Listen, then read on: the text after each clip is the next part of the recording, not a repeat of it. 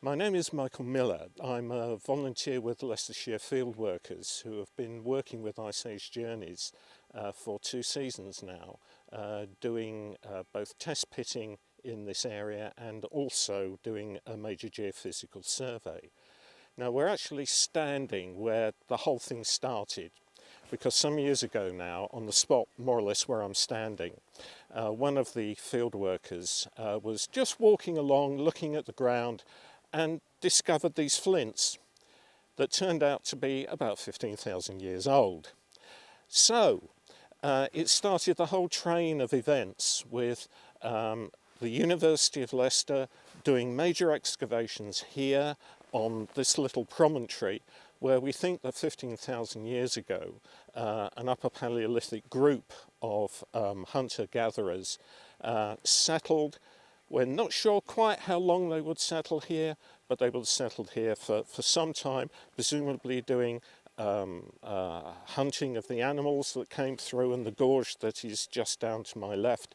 And the animals would have been like the deer that are over there at the moment, been on this plain here that we call Bradgate lawns. Now, a few years ago now, or about three or 4 years ago now, the Ice Age Journeys people came and did some test pitting in the area to see whether they could find any other evidence of human occupation which was going on the lawns behind me.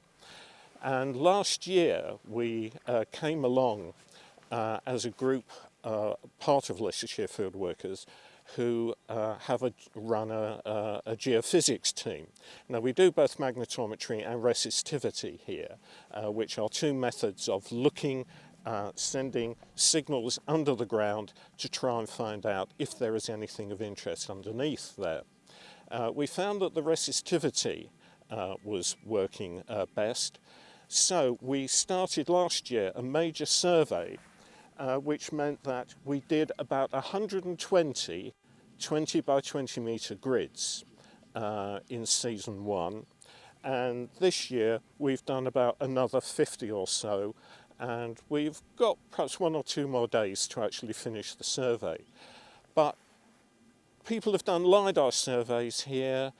There's been some excavations by the university over the years, but nobody's ever done a complete survey of this area, everything between this promontory and the Bradgate house that you can see in the background. Now, we found quite a lot of interesting things. For example, we found drains which are associated with a moated house site, which is just over there to the left of the path.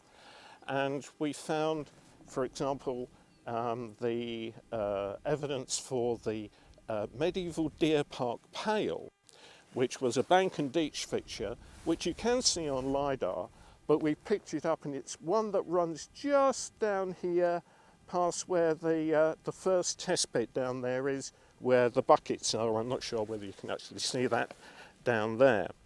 And we've also found, we've got good evidence for where the leat goes, and we've also found some very interesting geology up the top there as part of a bank and ditch enclosure to the north of the moated house site.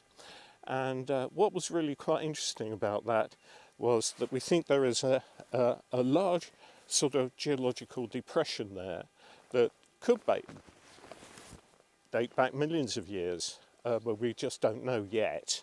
But the deer like it because it's a little bit of a bowl, and it retains a little bit more moisture.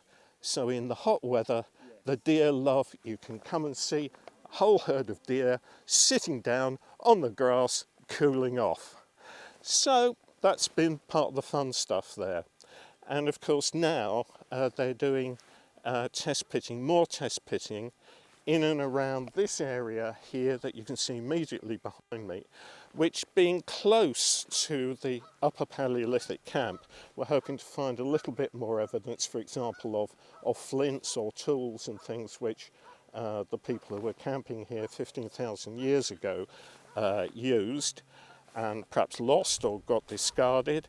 and then we're going to move over to the far side, nearer to the house, to see what can be found over there. And today I'm also here to do some photogrammetry work, which is basically take lots of photographs of some of the test pits, you put them in a computer program, and it comes out with a three-dimensional model.